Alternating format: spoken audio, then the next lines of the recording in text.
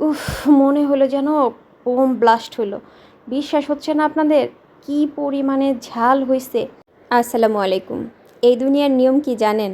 যখন যেই সবজিটার দাম বেশি থাকবে তখন সেই সবজিটা খেতে এত বেশি মজা লাগবে যা বলার মতো না। দাম কমে গেলেই যেন ওই সবজিটার স্বাদ একদমই কমে যায়। তো আপনাদের ভাইয়া ফোন দিয়ে জিজ্ঞেস করলো কী সবজি আনবে। তো আমারও হঠাৎ করে মাথায় আসলো পটলের কথা, আমিও বলে দিলাম পটল নিয়ে আসো। তো বাসায় এসে বলতেছে, পটলের কেজি কত তুমি কি জানো? পটল নিয়ে আসতে বললাম, আমি বললাম না তো, আমি কিভাবে জানবো। তো বলল পটলের কেজি নাকি 100 টাকা। এটা কি মানা যায় বলেন তো? তো 100 টাকা কেজি পটল কিনে পটলের খোসাগুলো ফেলে দিব, এটাও জানি কেমন লাগতেছিল। তো এই জন্য পটলের খোসাগুলোকে একদম সিদ্ধ করে নিয়েছি, সাথে দিয়েছিলাম কিছুটা রসুন, কাঁচামরিচ আর কয়েকটা ধনেপাতা। তো সব কিছু একদম ভালোভাবে ব্লেন্ড করে নিয়ে এসেছি। তো প্যানে সরিষার তেল দিয়ে দিলাম কালো জিরা, আরও দিয়ে দিলাম শুকনা মরিচ। তো এগুলোকে একটু ভাজা ভাজা করে এখানে দিয়ে দিব বেশ খানিকটা পেঁয়াজ। তো পেঁয়াজগুলোকেও একটু নরম করে ভেজে নিচ্ছি। এই ভর্তাটা যে এত বেশি মজার কি বলবো আপনাদের। তো এই যে ব্লেন্ড করে রাখা সেই পটলের খোসাগুলো এখন আমি দিয়ে দিচ্ছি, আর এগুলো একদম ব্লেন্ডারের ভিতরে চুপকে লেগেছিল। আরে বাবারে, এরা যেন প্রেম জুড়ে দিয়েছে। তো আমিও তাদের প্রেমের ভিতরে পানি ঢেলে একদম ব্লেন্ডারের অন্তর থেকে সব কিছু বের করে নিয়ে এসে প্যানের গায়ে ঢেলে দিলাম।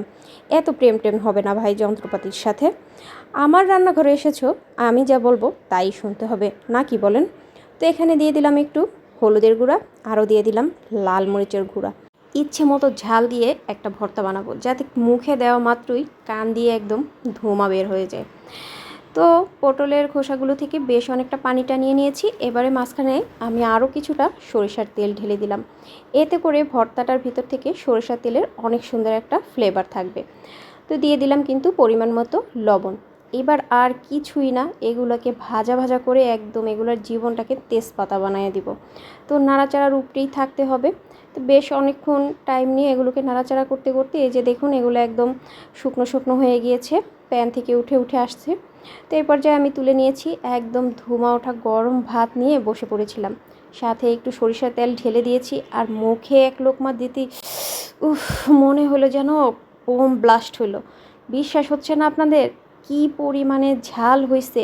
এই ভর্তা খেয়ে তো এই যে দেখুন একজন বলতেছে আমি নাকি বোম্বাই মরিচের ভর্তা বানিয়েছি, তাও আবার নাকি দারুণ মজা হয়েছে।